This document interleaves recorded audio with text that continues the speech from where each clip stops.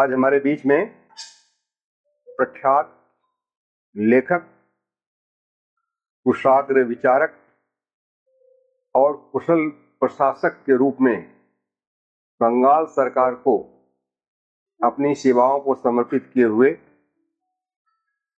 Doctor PK. Agarwal जी उपस्थित हैं। आपकी उपस्थिति को मैं कितना महत्वपूर्ण समझता हूं, इसे मैं शब्दों से बयां करने की स्थिति में नहीं हूं। यह मेरा सौभाग्य है कि मेरे एक आह्वान पर आप झांसी से चल करके हमारे आवास पे आए हुए हैं। मुझे आज द्विगुणित खुशी हो रही है। आज मेरी अभिनव कृति, काव्य कृति जीवन के स्वर का विमोचन आपके माध्यम से हुआ है। आपकी गरिमामय उपस्थिति ने हमारी कृति को चार चांद लगा दिया है और इससे भी बड़ा सौभाग्य है कि इस कृति को मैंने अपने पूज्य माताजी, पूजनीय माताजी, पूज्य पिताजी की स्मृति में लिखा है, प्रकाशित किया है तथा इसे अपनी पौत्री अन्विका द्विवेदी के जन्मदिन पर अपने पुत्र इंजीनियर विश्वेश द्विवेदी एवं श्रीमती अलका द्विवेदी को समर्पित किया है। इस माध्यम से मैंने एक नई शुरुआत की है कि जब हम अपने से छोटों को सम्मान देंगे तो छोटे आपको निश्चित रूप से सम्मान देंगे। तो सम्मान देने की जो परंपरा है ऊपर से शुरू होती थी, उसे मैंने नीचे से शुरू करने का एक छोटा सा प्रयास किया है और सर ने मेरे इस प्रयास की सराहना की है। आज हमारे बीच में मैं सर से कतिपय बिंदुओं पर विचार विमर्श करना चाहता हूं, क्योंकि सर हमारे जो मेरा जो चिंतन है अमोक्ष, अमोक्ष का मतलब है जीवन की निरंतरता। ऐसी कोई स्थिति नहीं आनी है जब हम जीवन को समाप्त समझें। शुरुआत में सर को भी लगा था या किसी को भी लगता है, क्योंकि हमारे देश में मोक्ष की धारा बह रही है। हर आदमी पुरुषार्थ के रूप में मोक्ष को ही अंतिम पुरुषार्थ के रूप में परिगणित करते हुए सारी साधनाएं कर रहा है, भौतिक जीवन की प्रतिघृणा कर रहा है, वर्तमान में अपने दायित्वों से विमुख है। इस सोच के चलते जब हमने अपनी बातों को कहना आरंभ किया तो सर उन चंद लोगों में से हैं जिन्हें हमारी बातें पसंद आई हैं। आज हम सर के साथ कतिपय बिंदुओं पर चर्चा करना चाहते हैं। पहले मैं चाहता हूं कि सर मेरे कृति के विषय में अभी तक जो समझे हैं या मेरे विचारों के विषय में जो समझे हैं उसमें सर की कहाँ तक सहमति है, कहाँ तक सहमति है। इसके अलावा मैं एक बात और ध्यान देना चाहता हूं कि सर दार्शनिक स्तर पर महात्मा बुद्ध के अनुयायी हैं, महात्मा बुद्ध के विचारों से सहमत हैं और मेरा एक छोटा सा प्रश्न होगा कि क्या मेरे अमोक्ष चिंतन की प्रासंगिकता एक बौद्ध दार्शनिक के रूप में भी कहीं किसी स्तर पर स्वीकार की जा सकती है अथवा नहीं। आदरणीय सर। धन्यवाद द्विवेदी जी। सर्वप्रथम मैं आपको बधाई देना चाहता हूं कि आपकी नई कृति जीवन के स्वर आज लोकार्पण हो रहा है और मुझे यहाँ उपस्थित होने का सौभाग्य प्राप्त हुआ। मैंने आपको बहुत ही पढ़ा है।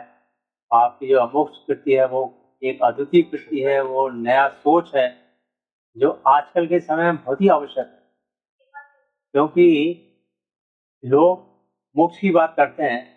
मैं सोचता हूँ अभी लोग वानप्रस्थ तक ही कोई नहीं पहुंच पा रहा। जैसे मैं स्वयं से कहूँ, मैं वानप्रस्थ तक भी कोशिश कर रहा था, तो वानप्रस्थ तक भी वो समाज कल्याण में जो आदमी को होना चाहिए वो ही नहीं हो पा रहा है। तो संन्यास के बाद मोक्ष की बारी आती है जी। इसलिए आजकल मोक्ष के विषय में बात करना केवल एक काल्पनिक चीज है और जो आपने एक नई धारा दी है तो उससे क्या है, समाज कर्म की ओर प्रवृत्त होगा, जो हमारे गीता का संदेश है। और आजकल भारत को आगे बढ़ाने के लिए आजकल जो कर्म संस्कृति का पतन हो रहा है उसके लिए आवश्यक है कि इस प्रकार की सोच सामने आए। और मैं जहाँ तक मैंने बुद्ध को पढ़ा है, बुद्ध पर मेरी किताब भी आ रही है, तो बुद्ध कहते हैं सब गड़बड़ झाला है। मोक्ष की बात करना एक गड़बड़ झाला है। व्यक्ति कर्म ही करता रहे जीवन भर और वो कर्म बिना राग दोष के करता रहे फलों की चिंता ना करे और लगा ही रहे, तो यही जीवन का अंतिम लक्ष्य है। आप देखते हैं कि जो बुद्ध ने कहा है कि घात प्रतिघात, क्रिया प्रतिक्रिया से ये पूरा संसार चल रहा है।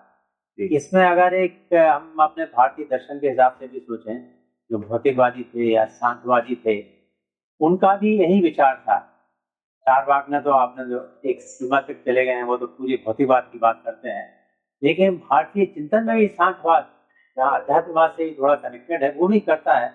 और बुद्ध ने बहुत स्पष्ट रूप से कहा है कि ये जनता को, सामान्य जन को अगर दुखों से दूर करना, आपको उनका जीवन सुखी बनाना है, तो इस गड़बड़ थाला में मत पड़ने दो। एक शब्द उन्होंने यूज किया है पाली भाषा में, और मैं उनसे बहुत सहमत हूँ।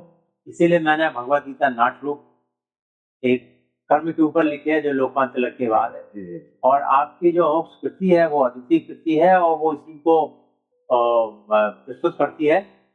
और जो आपका नया काव्य संग्रह है, उसमें भी इसके प्रदर्शन होता है। जैसे मोक्ष बनाम जीवन, जो आपकी कविता है, जी जी, आपने लिखा है, कर्म पथ पर दिख रहे कोमल तृणों को छोड़कर, अस्त प्रति होकर रहे कर्म की गति भूलकर।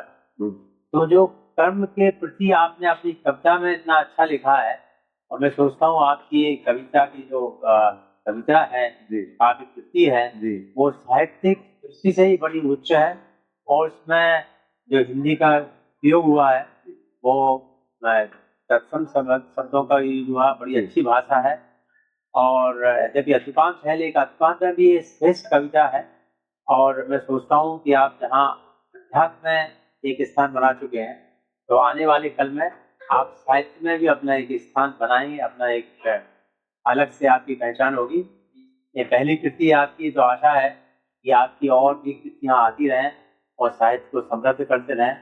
तो आप साहित्य को ही समृद्ध नहीं कर रहे हैं, इस समय को, ये नई पीढ़ी को भी एक मार्गदर्शन होगा इससे। तो इस प्रकार से मैं द्विवेदी जी को फिर से हार्दिक अभिनंदन करता हूँ, और उन्हें अपने साहित्यिक संसार में जो उनका जो प्रवेश है, उसके लिए बधाई देता हूँ। आशा है कि वो साहित्य, हिंदी साहित्य को इसी पाठ समृद्ध करते रहेंगे। मैं फिर से उनकी आज की कृति, जो उनके जीवन के स्वर है, उसके लोकार्पण के लिए सत बधाइयाँ देता हूँ। और इस उत्सव में उन्होंने मुझे आमंत्रित किया, इसके लिए मैं